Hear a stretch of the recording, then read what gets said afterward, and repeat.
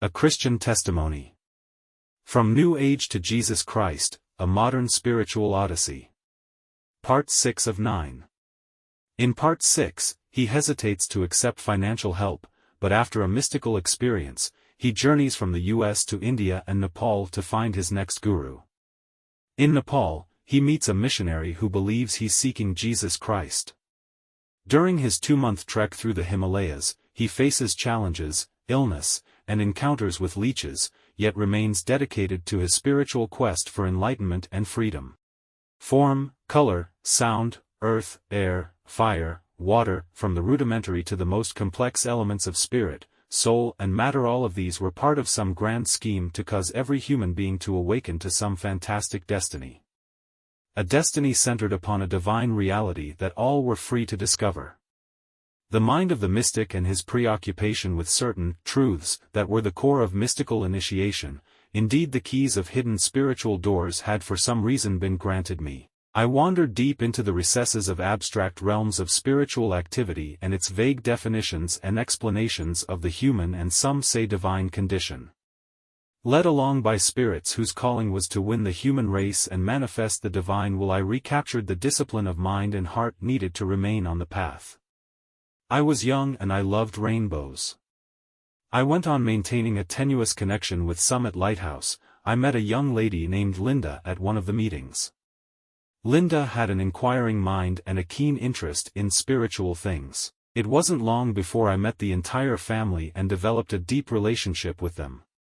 They were very much like most of upper middle class of that era. The father was a successful businessman in the energy industry. The mother was an amiable lady with a wide range of interests. The teenage children were into the new culture and running loose with the morals and ways of the 60s and 70s, including a lot of pot smoking. Suddenly a barefooted white-robed mystic showed up in their lives. I stayed at their house in a room that they graciously provided. Being a renunciate, my only possessions were the clothes on my back. I soon settled into a routine of meditation and chanting. I had frequent conversations with Linda and Joyce, her mother, on philosophy and the mystery religions. Linda's mother, seeing my meager holdings and sincerity, was compelled one particular day to give me $1,000. She said God had instructed her to give me the sum.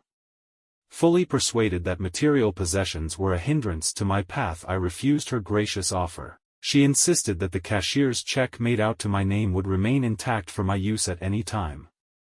I was in a quandary as to her insistence that God had moved her to act in this fashion.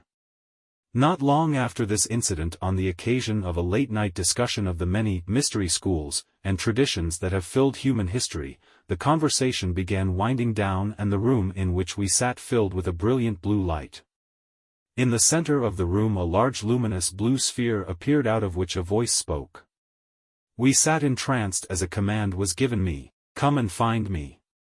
I was immediately forced into an altered state of consciousness and had a vision of the far reaches of the Himalayan mountains.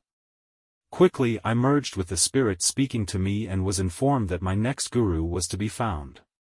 Now it seemed that the cashier's check made sense. Looking back, I marvel at the profound power that orchestrated the events of that time. The government of India was shutting its doors to all but the most capable visitors from the US. In the late 60s there was a tremendous influx of seekers from the US who upon reaching India were unable to care for themselves, some even unable to return to the US. Every effort was made to thoroughly screen individuals entering the country. I can remember showing up at the travel agency dressed in traditional yogic garb. Against all odds I had my visa and papers in order within 2 weeks. Off I went to New Delhi, India, led by my spirit guide. It was late summer when I arrived. Having been there before didn't prepare me for the onset of a severe fever shortly after I reached the subcontinent. Undaunted I made my way to Vrindavan. Vrindavan is a small village that was the birthplace of Krishna, one of India's best-known gods. I circumambulated the village 3 times and sought refuge at a Krishna ashram. I waited out my fever and mused over the many aspects of Vedic knowledge. After adjusting somewhat to the new conditions, I headed for Rishikesh, a mecca for yogis, mendicants, devotees of the myriads of Hindu, Buddhist and religious sects at the headwaters of the Ganges River. Many ashrams and monasteries from ancient times have been established there. Still very much engrossed in my trance-like meditations, I waited for specific inspiration as to my next step. Individuals and circumstances attended the entire journey up to that point with strange confirmations of my direction. Soon I was on my way to Kathmandu, located in a beautiful mountain valley at the Himalayan foothills of Nepal. A small, undeveloped country for the most part. The main method of transportation in the land was walking on ancient well-worn pathways. My papers in order, I began what was called the Everest Trek. Between Kathmandu and a small town named Badgoan in the same valley there was a paved road for the stretch of about 3 miles. It was the only paved road I was aware of in the country at the time, and a private bus serviced it. The Nepalese people were short in stature for the most part. When I entered the packed, ornately decorated bus, I stood head and shoulders above the natives. Most of the Nepalese men wore little black tight-fitting hats and black vests. They almost appeared to be in a cultural uniform of sorts. In the back of the bus there stood a man in the traditional clothing, but uniquely different in that he had blue eyes and stood taller than the rest. He wrestled his way forward of the bus through the crowd and introduced himself with a strong Australian accent. He expressed curiosity as to why I was in Nepal. No doubt he had seen many people from Europe and the US on spiritual pilgrimages to these lofty mountains. I told him how explicitly I was led to this land and to these mountains to search out my next spiritual teacher. He assured me that he was well aware of who I was looking for. Curious, I asked who that might be. His reply was, Jesus Christ. Being made aware of the fact that he was a missionary from Australia, I assumed his understanding of who Jesus was and mine were very different.